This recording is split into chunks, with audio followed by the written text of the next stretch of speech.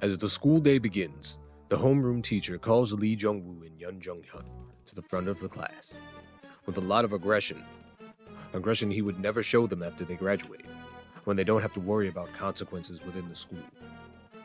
Similar to the other bag of crap, the homeroom teacher is another guy who likes to throw his weight around, undoubtedly because that's the same thing he went through with his own teachers. Being better never crossed his mind. Why not just be the same piece of shit? As he attempts to enforce corporal punishment, he's given the reminder that teenagers are not just larger children, but pre-men, and these two are both younger and stronger than himself. However, they are also still students, so they can't just act however they want, according to society. I didn't feel that way at all, and if you knew me from 15 to 25, you know I mean it. Jung Woo stops him from striking Jung Hyun by reminding him that corporal punishment is now illegal. But that just puts his eyes on Jung Woo, who says he'll take the punishment for Jung Hyun instead, even getting into position. But as the teacher attempts to strike him, Jung Hyun steps forward, catching the baton and reminding the teacher of what Jung Woo just said, before forcing the baton back and throwing the teacher off balance. Unfortunately, that happens just as the concerned teacher opens the door, and he's not happy about it. This is all just more hassle for Jung Woo rather than anything to be concerned about. High school is temporary after all. However, he is shocked when the teacher slaps him for his shy answer. It wasn't just a strike of anger or an attempt to assert dominance. He is genuinely concerned for Jung Woo and slaps him in an attempt to get him to wake up from his rebellious nature. Not the best way to go about it, but hey, he was clearly running out of options. Before they go to the office, Jung Woo approaches the student who was being bullied earlier, addressing him by his name, Kim Sung-tae, asking him about the teacher, whose name we learn is Kang Dok-jong. He tells him that he's a good person and one of the only real teachers. But Jung Woo is skeptical. He can't believe there's such a thing. And at that age, I probably felt the same for the most part. But when Sung-tae mentions that the only person who calls the class rep by his name, Yang Young-soo, it seems to give Jung Woo a different impression. It's a small thing, but that's just it. That small detail is something the other teachers would most likely not care about. To them, a student is just another face to forget.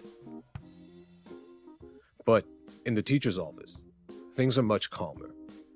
After apologizing and offering them coffee, the teacher gives a similar talk to Jung Woo and Jung Hyun about their future that Kim In Bum did. However, with much more hope, rather than the reality that they live in. Neither of them are studious, and Jung Woo in particular isn't made for a regular job. Jung Woo really isn't buying into any of this because he knows that himself, and what Kim In Bum said to him made a lot more sense.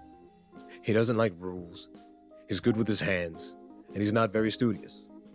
These are general driving factors for the kind of path he's heading down. But the teacher is determined. He isn't just an authority figure appointed by the state, but a man who genuinely wants his students to succeed and live fulfilling lives. But did he get through to Jung Woo? Not really. But that doesn't mean he's given up. A real teacher never would. Mine didn't, and I appreciate them for it. It's easy to get lost in the overwhelming flow of the world as a young man with no clear goals or path. As they exit the office, Jung Woo tells Jung Hyun not to be fooled by sweet words. Jung Hyun himself seems uncertain, and truth be told, that uncertainty is why I don't think he's cut out to be a gangster. It's not a path you can question. You need to be sure of it every step of the way, no matter how much of your life it wastes. Because if you quit, why did you ever start? And whoever you crossed, they might not be so ready to move on. We find out during this walk that Jung Hyun was actually a judoka in elementary school, but quit after getting a 1-year suspension when he put his hands on a referee. Just outside the school gates, the girls are waiting. Kim Bo Young has come along with 2 other girls to meet Lee Jung Woo. They head to Masita Chicken to eat and discuss plans. As it turns out, Kim Bo Young is a 3rd-year repeater. She's actually 3 years older than Jung Woo, who is 17, and a year older than Hyuk, who's 19. and also eating nearby with Tae Jin. The two agree to an alliance, with the condition being that Kim Bo Young must take out Ha Hyun Mi, the female head of Urim High, the group they just beat. Lee Jung Woo doesn't want to hit a woman. At the hospital, Jung Woo meets with In Bum to discuss current events, after which Kim In Bum decides it's time to take Lee Jung Woo to meet the organization's chairman, his boss. He's initiating Lee Jung Woo into the underworld, and handing over all responsibility of the job to him as well. However, Jung Woo refuses. He says that In Bum is the one who can handle it. The level of trust surprises In Bum, and Kim Jin Woo, who also happens to be nearby, makes a snide remark, while brushing it off as if he were talking to his game. As Lee Jung Woo and company move to exit, we see that Jung Woo's red jacket has the same serial number as the Red Zaku piloted by the legendary Shah novel, The Red Comet.